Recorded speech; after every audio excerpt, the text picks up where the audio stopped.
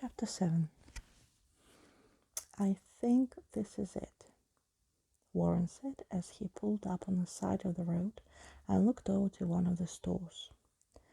Tara saw a large wooden sign hanging over the entrance with the name Baker's Outdoor Gear. It was the only camping store in town, and it was named after the owner. And Sheriff already mentioned that he had interviewed him. Name of the owner was Tom Baker.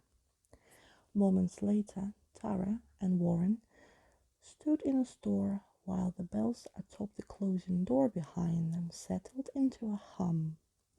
The aroma of fresh leather and new merchandise surrounded them, but not a single person in the store. Just a minute, they heard someone coming from employee-only section of the store, followed by hurried footsteps, and then the emergence of a middle-aged man. Sorry about that. We just opened up, and I was checking the inventory. He placed his reading glasses onto the counter, and then looked up, realizing for the first time who these two were. So how can I help you? Warren asked. Are you Tom Baker? Yes, that's me. Warren flashed his badge. We are with the FBI and we just wanted to ask you a couple of questions. Sure, ask away. But I already told the police everything I know. He sighed as he took a seat behind the counter and started counting money in a register. Warren said, well, it won't take long. Take a look at these pictures. Do you know any of those people? The man looked down, his eyes moving from one image to the next, before back and forth between two of them. Look, I already told this to the police. They came in here, this couple, but it was brief. Warren said, and this lady? And he pulled the picture closer to Tom Baker. The man shook his head. I already told the police I've never seen her before. He held his gaze on the image for a moment longer before lifting his head. I'm sorry, I wish I could be more help. A silence fell around them, and Tara took a moment to scan the walls, searching for any sign of surveillance camera. In the corner of the ceiling, her eyes fell upon one. Warren continued his questioning. He was asking Tom Baker about compasses, whether he sold any compasses in the store, and then he pulled out a plastic containing one of the compasses found within the victim. The man nodded skeptically as Warren placed it on a counter in front of him. Do you sell one like this? The man glanced at it briefly before shaking his head. Not ones made of brass. Do you know where someone could possibly bought this? The man shrugged before putting on his reading glasses. He sighed once again as he bent down closer to the object. It's hard to say. You can really buy this anywhere online these days. The edge of Warren's mouth curled into disappointment, and he reached for the compass on the counter and put it away. Tara nudged his arm. He looked startled, but then she pointed at the camera, and he saw it too. Do you mind if we take a look? He finally said.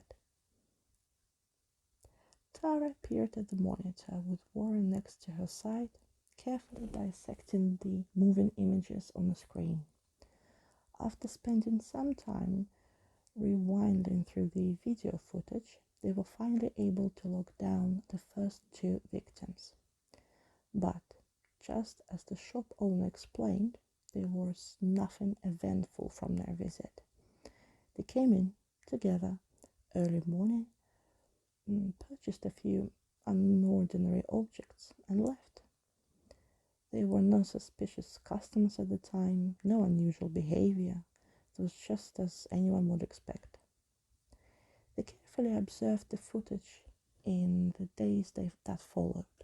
Customers coming and going, the shop owner assisting them, but again, nothing curious caught their eye. and they continued to fast forward until they reached the Prior's Day footage. "Stop," Warren commanded, causing Tara to immediately pause. "There," he said, as he pointed at the corner of the screen. Tara narrowed her eyes. A woman with long brown hair stood by the entrance to the store, wearing the same brown hiking boots with red laces Tara saw only hours earlier. It was unmistakably the third victim. "Fast forward a little bit," Warren said, and Tara did so until she paused again and let the video play. The woman walked toward one of the side of the store, surveying the water jugs carefully lined up along the wall. Tara studied her movements. There was nothing unusual about her behavior, and it was hard for Tara to grasp that this was the same woman whose body made her nauseated when she caught wind of its scent in the morning. But then something else caught Tara's eye. A man was walking toward her from the opposite side of the store. Tara paused again and rewound the footage. She had missed him moments earlier, too fixated on the victim, but now she saw that he was there all alone, concealed behind a rack of clothing. He was carefully pushing each item aside in a mechanical fashion, as if he had no intent to buy anything. Then he noticed her as she came in. Tara studied him as his eyes locked up upon her entrance, and as they remained there while he continuously pushed aside each shirt on the rack, then gained the courage to walk over to her. Their encounter was brief. They spoke for just a moment.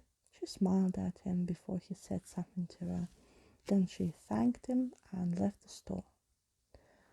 Moments later, he stood at the counter speaking to Mr. Baker, who had just emerged from the back room.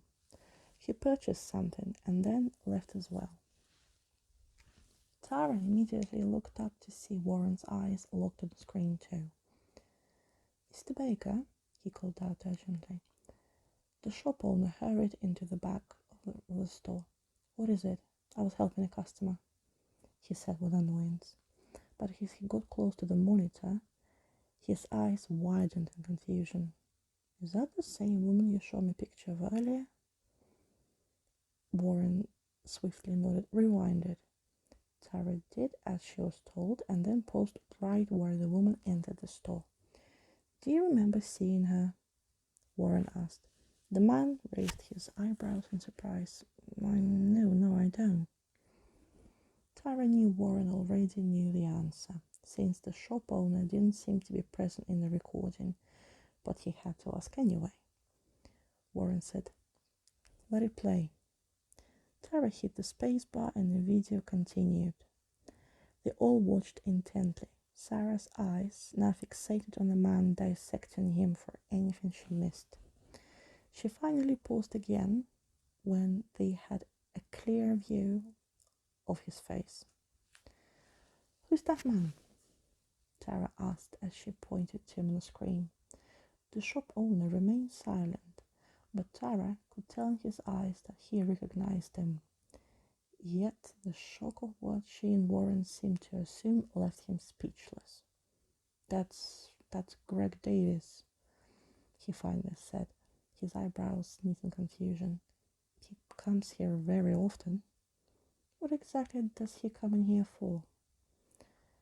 The shop owner still stared at the screen, trying to make sense of what he was seeing. "He's a hunter, so he comes in to get supplies sometimes." Tara thought. A hunter. He was sounding increasingly more like a suspect. "Has he ever purchased a crossbow from you?" "We don't sell stuff like that." "What kind of stuff does he usually buy then?" The shop owner finally looked up from the screen. He says, "Usually he'll just buy things like flashlights, rain gear, pocket knives, stuff like that." He paused as he saw the suspicion in Tara's eyes. Look, I know this all doesn't look good, but I know Greg pretty well. I really don't think he could have done something like that. We're not saying he did anything, Tara said. We just want to speak to him. Do you know where he lives? He nodded skeptically, but reached for a piece of paper next to the computer and scribbled down an address. Thank you, Tara said as he handed it to her. She turned toward Warren. The corners of his mouth were slightly raised, as if he were holding back a smile, and then he nodded. Tara wondered if maybe he was growing to enjoy their partnership. But the moment quickly faded as his face became suddenly stern.